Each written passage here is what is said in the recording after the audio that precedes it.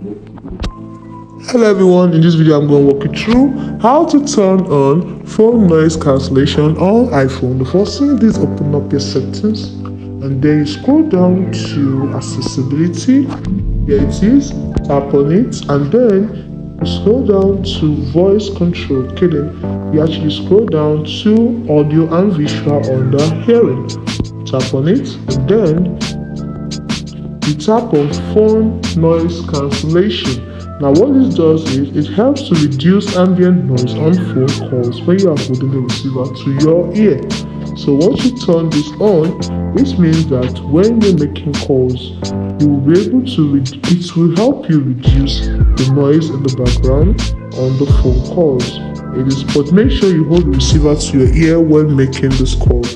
Hope you found this video helpful. If you did, like and subscribe to this channel for more. Thanks for watching.